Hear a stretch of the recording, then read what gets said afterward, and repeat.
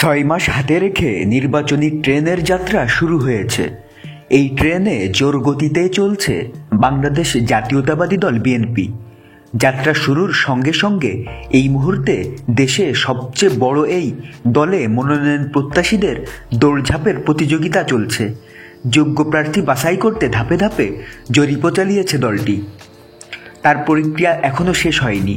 এই পর্যন্ত পাওয়া জরিপের ফলাফল এবং সেই সঙ্গে মনোনয়ন প্রত্যাশী সাম্প্রতিক কর্মকাণ্ডের ফিরিস্তি মূল্যায়ন করে প্রার্থী চূড়ান্ত করা হচ্ছে।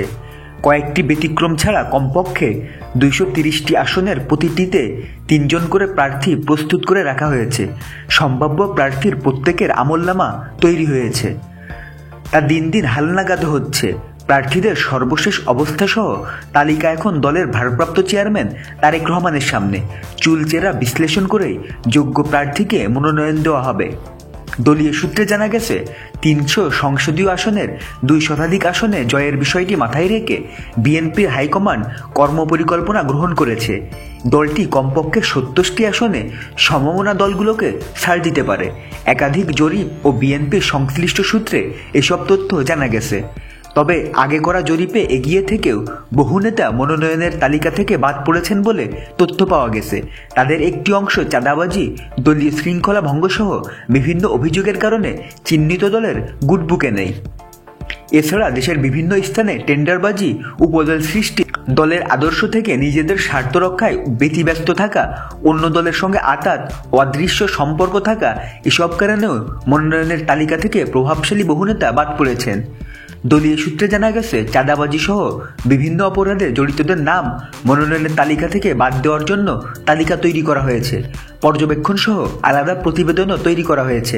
এরই মধ্যে অপরাধ ও দলীয় শৃঙ্খলা ভঙ্গের কারণে কোথাও নেতাদের পদ স্থগিত করা হয়েছে, কোথাও আবার তাদের দল থেকে বহিষ্কার করা হয়েছে, কাউকে কাউকে সতর্কও করা হয়েছে।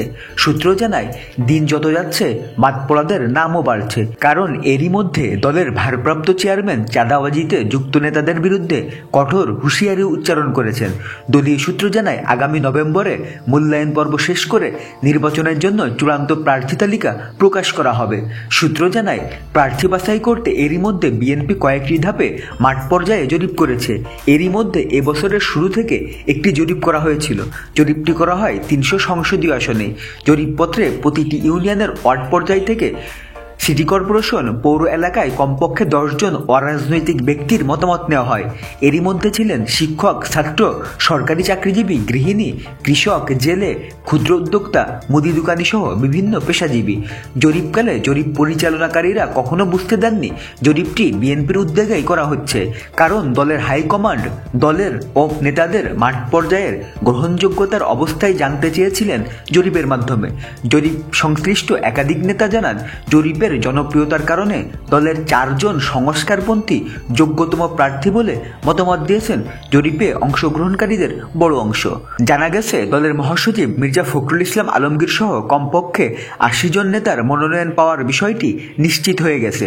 তারা বিভিন্নভাবে মনোনয়ন পাওয়ার বিষয়ে সংকেত পেয়ে গেছেন।